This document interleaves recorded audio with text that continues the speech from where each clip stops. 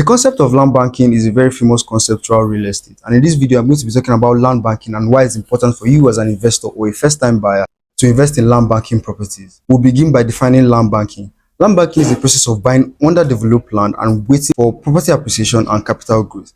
The popular misconception about land banking is that you just buy cheap properties and wait for it to appreciate. Cheap properties are cheap for a reason. You have to buy properties with huge potential for growth that will give you proper returns on investment in years to come. Because you can buy a cheap property and the returns you get on that property in the next 10 to 15 years will not be worth the wait. Okay, so land banking is basically buying underdeveloped land with serious potential for growth that will reward your investment in years to come. How to go about land banking? You have to look at where development is going, and properties along the course of development.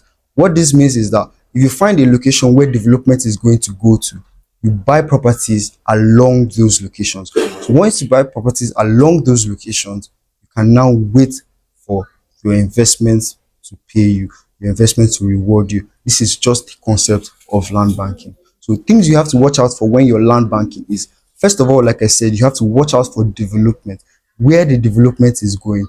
And how to do this is to watch for infrastructure, roads, government interest, even the private sector interest in those locations. If these are there, you can know that development is looming in these locations. You have to also look for the zoning of that property. If a land is set for commercial use and you buy it as a land banking property, and because you've waited 15 years and you now use it as a residential property, that is going to spark some serious issues between you and the government. So when buying a land banking property, you should know what you're going to use the land for, and you should not forget what you're going to use the land for. And make sure that the land use of that area is aligned with your goals or with your needs as an investor. So basically, if you're buying a residential land, you're going to build a residential property. If you're buying a commercial land, you build commercial land. If you're buying a commercial land and you build a residential property, that's going to spark some issues between you and the government. Another thing you have to be wary of is time. Land banking rewards those who are patient. So you have to be patient with your investment and allow your investment to reward you. You cannot, at the first sign of appreciation, you cannot hurriedly sell your property. Land banking is a low entry for high profit, right? It's low entry, high profit. So take, for example, properties in Owo. Properties in Owo 2 years ago sold for 900,000 naira, and today they are selling for as high as 3.5 million naira to 4.5 million naira. That's not the peak price of properties in Owo. There's still going to be much more appreciation that's going to happen. The people who bought in Owo when it was sold for 900,000 naira to 1.5 million naira will not be selling now that is 3.5 million naira. There's still a huge gap for appreciation, and there's still a huge potential that Owo is yet to achieve in the coming years. So appreciations in that location are going to skyrocket in years to come. Another thing you have to look out for is scams.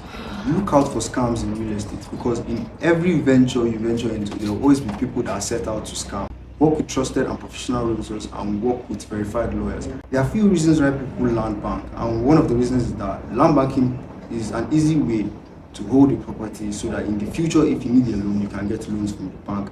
It offers flexibility and control. It offers low entry cost. It's strategic positioning. It's like seeing where development is going to and going there to wait for development. It's nothing more strategic than that. And it offers potential for significant property appreciation. So who is land banking for? Land banking is for everybody, but here are the categories of people that mostly invest in land banking. Low to medium income earners, developers who see potential in an area and want to buy bulk plots for appreciation in the coming years.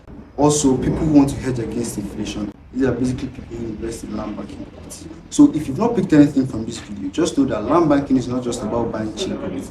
It's about buying cheap properties with potential for growth that will reward you in years to come. Because like I said, cheap property is cheap for a reason. It will either be cheap because it's not worth your time, or it could either be cheap because it hasn't reached its peak price. So until next time, I'm Victor Andy, and I'll see you on the next video.